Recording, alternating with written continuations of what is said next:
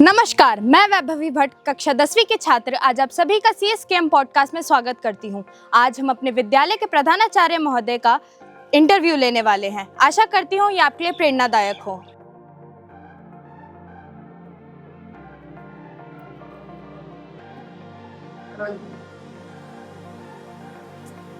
नमस्कार सर। नमस्कार। आपका आज के इस नए सेगमेंट पे स्वागत है। धन्यवाद।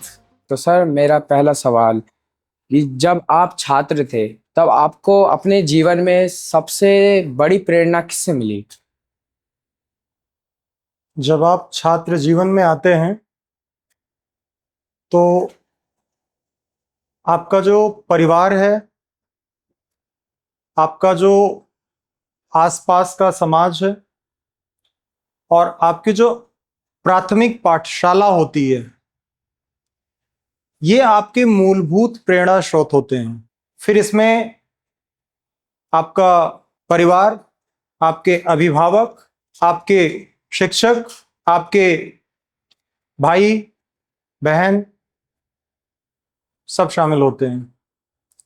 लेकिन जो प्रेरणा होती है वो इन सब से ज्यादा आपको खुद से मिलती है। जब आप अपने अंदर आत्मविश्वास जगाते हैं, खुद चुनौतियों का सामना करते हैं और उनसे सीखते हैं, वो और सही रास्ते पर अडिग रहना और सही गलत का चुनाव करते रहना, वो आपके लिए सबसे बड़ी प्रेरणा होती है। या साधारण शब्दों में बोलूं तो आप अपनी प्रेरणा खुद होते हैं। मुझे अपने परिवारजनों से, अभिभावकों से, विद्यालय से, शिक्षकों से नैतिक मूल्य मिले, सही गलत का निर्णय करने की समझ और उसके बाद उस सही रास्ते पर चलने का निर्णय और उस पर अडिग रहना, ये मेरे लिए सबसे बड़ी प्रेरणा रही। परीक्षा का समय आते ही बहुत सारे छात्र घबरा जाते हैं, तो आप उन्हें क्या सलाह देंगे? परीक्षा क्या है? एक मूल्यांकन का समय। किस चीज का मूल्यांकन? जो आपने नित पर्यंत लगभग 1 साल या जितने दिन का आपका परीक्षा अवधि रही हो, उसमें आपने जो भी पढ़े हैं उसी का तो मूल्यांकन होता है। तो सवाल यह है कि जब आप जो चीज पढ़ चुके हैं, जिस चीज की तैयारी कर चुके हैं, जिस चीज का अनुभव ले चुके हैं, उसको लेकर घबराते क्यों हैं? आप आज आपने 1 अध्याय पढ़ा, कल आपने दूसरा अध्याय पढ़ा, परसों आपने तीसरा अध्याय पढ़ा। आपको एक साथ तो पूरे 12 अध्याय, 15 अध्याय नहीं पढ़ाए जाते। तो आपको जैसे एक एक अध्याय करके पढ़ाया जाता है, वैसे ही परीक्षा की तैयारी भी आपको करते रहना चाहिए। बच्चे क्या करते हैं कि जब परीक्षा का वक्त आता है तो उस टाइम पे, उस समय पर वो सारी चीजें एक साथ अपने दिमाग पे रख लेते हैं, बोझ की तरह। वो परीक्षा बोझ बन जाती है और हम अपनी दिनचर्या भी बिगाड़ देते हैं उस समय, क्योंकि हम तनाव में आ जाते हैं। रात में सोते समय हम परीक्षा के बारे में सोचते हैं, तनाव हमारे ऊपर ज्यादा हो जाता है। वो तनाव आना ही नहीं चाहिए, और तनाव इसलिए आता है क्योंकि हम भूल जाते हैं कि परीक्षा है क्या। आप नियमित दिनचर्या का अनुसरण कीजिए। शॉर्ट नोट्स, जिसमें आप जब आप पढ़ रहे हैं, ये तब से प्रक्रिया चलती रहनी चाहिए जब आप पढ़ रहे हैं तो उस समय से जो भी आज आपने पढ़ा अध्याय 1, तो उसका एक संक्षिप्त नोट्स बनाइए और उसके जो मुख्य बिंदु हैं उसको आप किसी जगह लिखिए। आप अपने पुस्तक पे भी हाईलाइट कर सकते हैं उसको। माइंड मैप, यानी कि आप जो पढ़ रहे हैं उसका एक ढांचा किसी क्रियाकलाप के माध्यम से तैयार कीजिए, तो आपको परीक्षा के समय में तनाव लेने की जरूरत नहीं पड़ेगी। और हमेशा ध्यान रखिए कि परीक्षा वही है जो आपने नियमित रूप से पढ़ा है, उससे आगे कुछ नहीं है। तो सर आजकल छात्र अपने कैरियर को लेकर बहुत उलझन में रहते हैं, तो आप हमें बता सकते हैं कि हमें अपने कैरियर योजना कब और कैसे बनानी चाहिए? ये बहुत ही अच्छा प्रश्न है, बहुत अच्छा प्रश्न बोलूंगा मैं इसे, क्योंकि जो हम अपने करियर की बात करते हैं, ज्यादातर देखा जाता है कि करियर शुरू तो कर लेते हैं लालच में या दबाव में। लालच, उस करियर में पैसा ज्यादा मिलेगा। दबाव, हमारा परिवार या हमारे साथी इस स्ट्रीम को या इस करियर को ज्यादा चयनित कर रहे हैं। सबसे पहले तो आप ये देखिए कि आपका अपना अपनी रुचि किस करियर में है, आपका मन किस में लगता है, आपको अच्छा क्या करना लगता है। जब आप ये चुनाव करेंगे कि हमें पसंद क्या है, आप करियर में खुशी जरूर रखिए, अपनी रुचि जरूर रखिए, क्योंकि आपकी सबसे बड़ी प्रेरणा आपकी रुचि और आपकी खुशी होती है। जब वो आपके साथ रहेगी तो आपको वो खुद ही प्रेरित करती रहेगी, क्योंकि जिस चीज में आपकी रुचि है उसमें आपको और अधिक करने की प्रेरणा अपने आप आती रहती है। तो जब आप अपना जो करियर है वो अगर अपने रुचि के अनुसार और अपनी खुशी को ध्यान में रखते हुए बनाएंगे तो उलझने नहीं होंगी। और सबसे अच्छी बात आज के समय पर यह है कि कोई भी, जिसे हम हॉबीज या रुचि भी कहते हैं, उसमें भी आज के समय में अच्छे खासे करियर ऑप्शंस हैं। तो आप जब अपने क्षमता के अनुसार, अपनी रुचि के अनुसार, अपनी खुशी के अनुसार और अपनी श्रेष्ठता और गुणों के अनुसार जब अपना करियर का चयन करेंगे तो आपको उसमें 100% सफलता मिलेगी और आपको उलझन, तनाव, इस तरह की चीजों का सामना नहीं करना पड़ेगा। सर, एक अच्छा लीडर बनने के लिए छात्रों में कौन कौन से गुण होने चाहिए आपके हिसाब से? जब आप लीडर बनते हैं यानी नेतृत्व करते हैं तो हमेशा ये ध्यान रखो कि सबसे पहला नेतृत्व आप किसका कर रहे हैं। सबसे पहला नेतृत्व आप खुद का कर रहे हैं। आज के समय में विकल्प और विचलन, विचलन जानते हैं, डिस्ट्रैक्शन, चॉइसेस, डिस्ट्रैक्शंस, यानी विकल्प और विचलन, ये दोनों चीजें साथ साथ चल रही हैं। किसी भी क्षेत्र में आप जाएंगे ये दोनों चीजें आपको मिलेंगी। छात्र जीवन में नेतृत्व करने के लिए आपके अंदर मुख्यतः आपको सबसे पहले तो नैतिक मूल्यों के प्रति निष्ठावान बने रहना चाहिए। आपको नैतिक मूल्य कभी नहीं छोड़ना चाहिए। आत्म चिंतन और आत्म संयम, ये दो चीजें बहुत जरूरी होती हैं।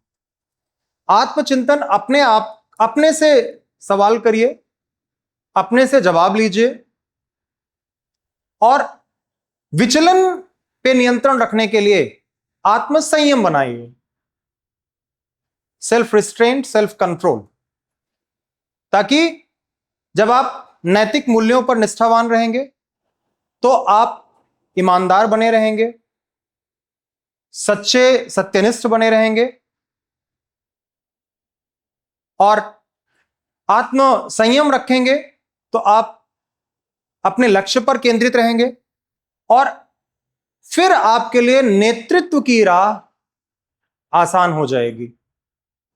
नेतृत्व आपको कराने की जरूरत नहीं है दूसरों कि दूसरा कोई हमको, हमारे पीछे आए, हमारे पद चिन्हों पर चले, आपको करवाने की जरूरत नहीं है।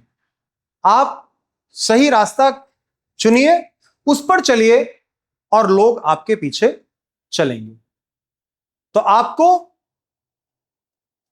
नैतिक मूल्यों पर अडिग रहना है, आत्मसंयम बनाए रखना है, और फिर आप खुद ही एक सफल नेतृत्व के लिए तैयार हैं। सर, अगर किसी छात्र को बार बार असफलता प्राप्त हो रही है, तब वह क्या करना चाहिए उसे? पहले तो यह समझना चाहिए कि असफलता है क्या। हमें सफलता और असफलता के बीच का अंतर समझ लेना चाहिए। आप कोई काम करने चल रहे हैं, बाधा आ गई, क्या वो असफलता है? हम एक रेस लगा रहे हैं, सामने एक कोई लट्ठा पड़ा है या कुछ पड़ा है, क्या वो असफलता है? असफलता वो होती है जब हम अपने अंदर से ये विचार त्याग दें कि अब हमें ये काम करना ही नहीं है, वो होती है असफलता। ये आप अल्बर्ट आइंस्टीन के बारे में जानते होंगे। जी हाँ। शुरुआती दिनों में उनके स्कूल ने उनको टैग कर दिया था मेंटली स्लो। आप हैरी पॉटर के राइटर को, रोलिंग, जानते होंगे। 12 पब्लिकेशंस ने उनकी बुक हैरी पॉटर को रिजेक्ट कर दिया था। 12 पब्लिकेशंस ने, एक दो नहीं। और आज कोई ऐसा बच्चा नहीं है जो हैरी पॉटर बुक के बारे में ना जानता हो। और अल्बर्ट आइंस्टीन कितने बड़े वैज्ञानिक, सब जानते हैं। असफलता तभी आपको किसी छात्र के जीवन में आती है जब वह प्रयास करना बंद कर देता है। अन्यथा हम सफलता का एक कदम जो होता है, मुश्किल कदम, उसको हम असफलता कह के अपने को डिमोटिवेट कर लेते हैं। वो तो एक कठिनाई थी। किसी भी महान व्यक्तित्व के जीवन पर आप चले जाइए, बिना कठिनाई के क्या महानता मिली है? हम कठिनाइयों को असफलता कहते हैं, जबकि कठिनाइयां हमारी सफलता का प्रेरणा स्रोत होती हैं। बिना कठिनाइयों को पार किए हम सफलता के स्वाद को मुश्किल से चख पाते हैं। इसलिए हमें छोटी छोटी मुश्किलों को असफलता का नाम देना बंद करना चाहिए। जब तक आपके अंदर ये जिद है कि मुझे तो काम करना है और करना ही है, आप किसी भी तरह से असफल नहीं हैं। एक चीज याद रखना कि सफलता का जो रास्ता होता है वो मुश्किल तो हो सकता है, लेकिन अस्थायित्व उसी में होता है। सर, विद्यार्थियों के लिए आपकी सबसे बड़ी सलाह क्या होगी? सबसे पहली चीज जो हर विद्यार्थी के अंदर होनी चाहिए वो ये है कि आप सबसे पहले एक अच्छे इंसान बने। आप ईमानदार बने, सत्यनिष्ठ बने, नैतिक बने, जुझारू बने। जुझारू मतलब समझते हो कि आपको गिव अप नहीं करना है। और एक छात्र के लिए सबसे महत्वपूर्ण चीज यह है कि उसके अंदर जिज्ञासा निरंतर बनी रहनी चाहिए। जिज्ञासा ही मनुष्य को एक छात्र बनाती है। इसलिए जीवन पर्यंत आपको जिज्ञासु बने रहना चाहिए। जिज्ञासु मतलब समझ रहे हो? क्यूरियस। आपको जीवन पर्यंत जिज्ञासु बने रहना चाहिए, ईमानदारी से काम करना चाहिए, अपने सभी कर्तव्य के प्रति निष्ठावान बने रहना चाहिए, और सही गलत का फैसला बहुत जरूरी है। वो नैतिकता की मैंने बात करी, उसमें वो आ जाता है। गलत को त्यागते रहना और सही का चुनाव करते रहना, ये बहुत ही जरूरी होता है। और यही चीज है जो आपको एक सफल छात्र या छात्रा बनाती है। सर, आपकी सबसे बड़ी ताकत क्या है? मेरा आत्मविश्वास। मैं कभी भी ये नहीं महसूस होने देता कि ये काम मुझसे होगा नहीं। मेरी एक लाइन है जो मैं अक्सर रिपीट करता हूं, इंग्लिश में एक लाइन है, Joy of life lies in challenging the challenges. यानी जीवन का मजा चुनौतियों को चुनौती देने में है। आप अपने आप से मजबूत बनो, अपने इरादे दृढ़ रखो, खुद को मत टूटने दो,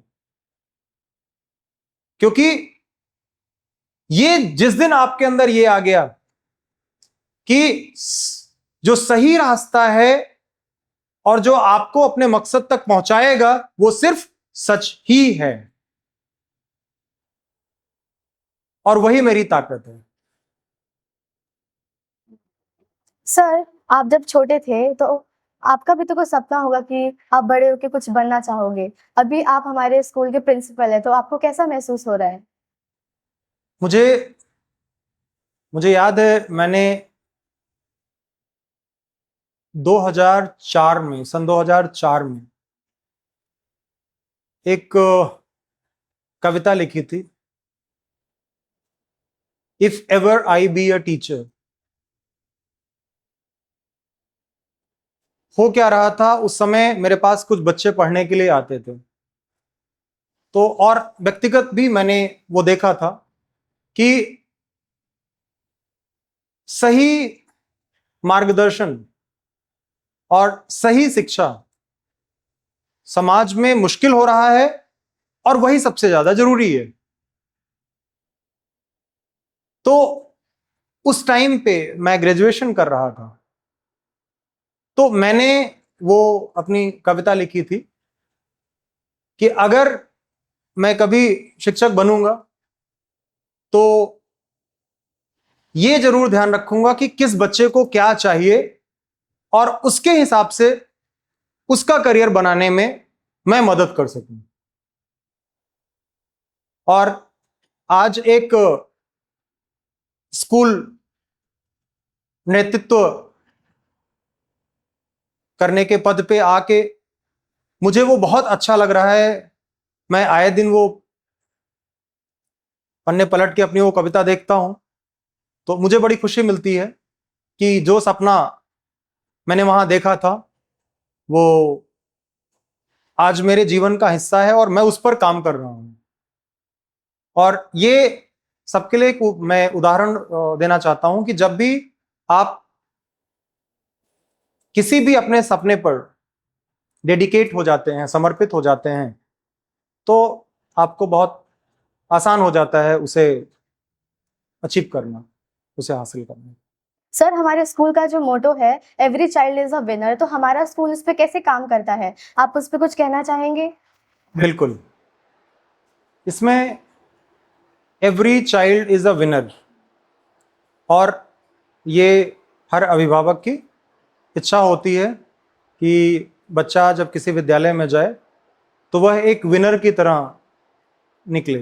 देखो, हर बच्चे के अंदर अलग अलग क्षमताएं होती हैं, और उस क्षमता को समझना और उस दिशा में बच्चे को सही मार्गदर्शन देना और उसके अंदर जो क्षमता है उसको निखारते रहना जब तक कि वह उसमें एक सफलता की ओर निरंतर अग्रसर ना हो जाए। एकेडमिक्स का जो हिस्सा होता है वो तो चलता ही है, आपको पता है हमारा विद्यालय एक long hour day boarding system पर काम करता है, जिसमें बच्चे के लिए अलग से उसको तैयारी कराने के लिए समय दिया जाता है, ताकि उसका जो पठन पाठन वाला हिस्सा है वो प्रभावित ना हो। उसके अलावा बच्चे की जो क्षमता है और उसके अंदर जो अपना विशेष एक गुण है उसको निखारना, ये बहुत ज़रूरी होता है। और आप लोगों को पता है कि हमारे विद्यालय में बहुत सारी चीज़ों के लिए हमने शुरू किया टैलेंट हंट अपने सुबह की असेंबली में, और शाम को हमारा अपराह्न में जो टैलेंट हंट शो और हॉबीज़ चलती हैं, उसमें हमारे बच्चों की बहुत सारी प्रतिभाएं निखर कर सामने आ रही हैं।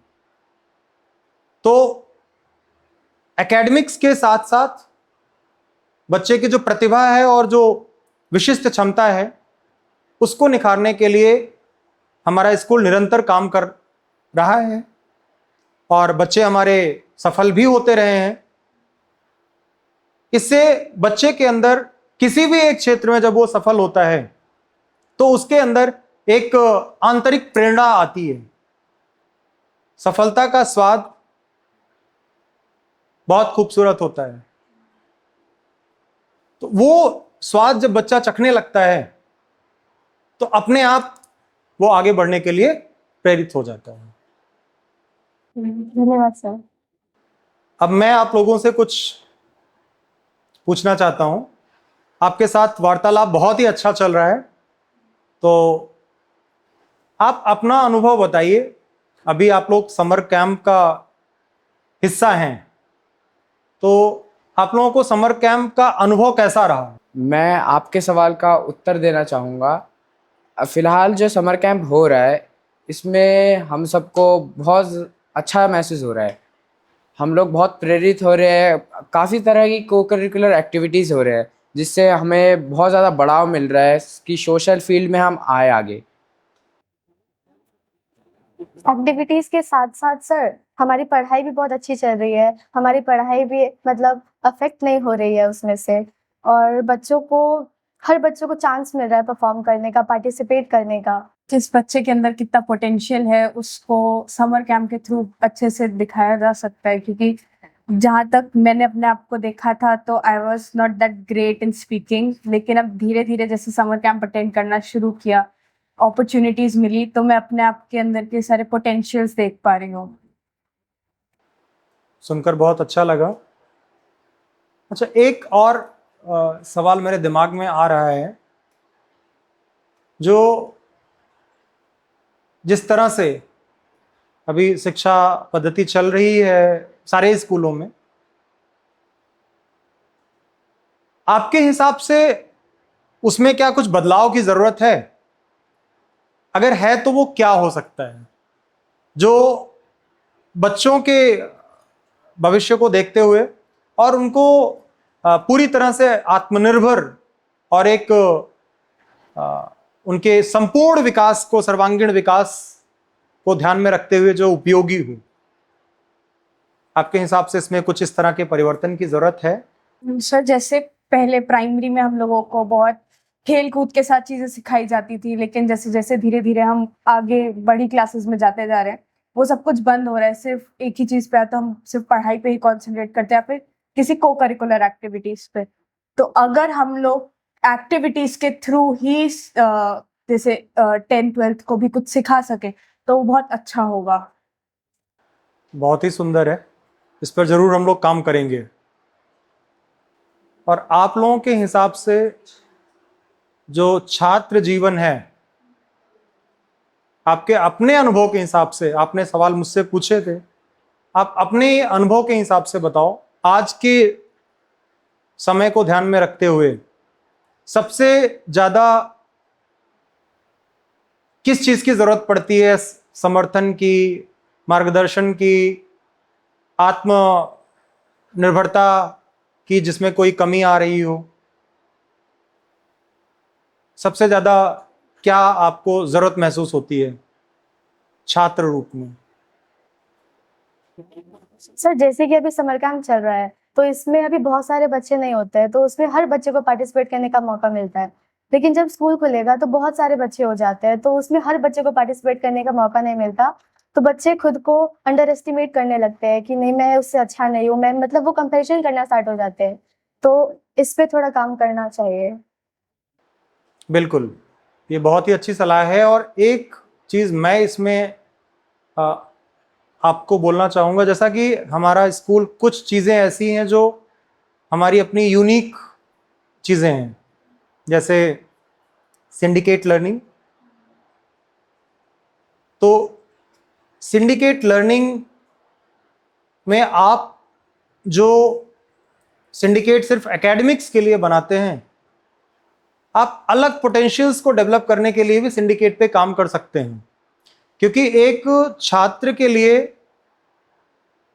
जो पीयर मोटिवेशन होता है, यानी जो एक दूसरे का समर्थन होता है और उत्साहवर्धन होता है, वो बहुत मायने रखता है। तो हम विद्यालय की तरफ से जरूर इस चीज पर काम करेंगे, लेकिन जब आप लोग भी पीयर सपोर्ट और पीयर मोटिवेशन करेंगे तो इस चीज को हम जल्दी आगे बढ़ा पाएंगे, ताकि हर छात्र छात्रा एक कौशल निखार सके अपने अंदर। और धन्यवाद सर, आपके इन जवाबों ने हमें एक नई सोच दी है।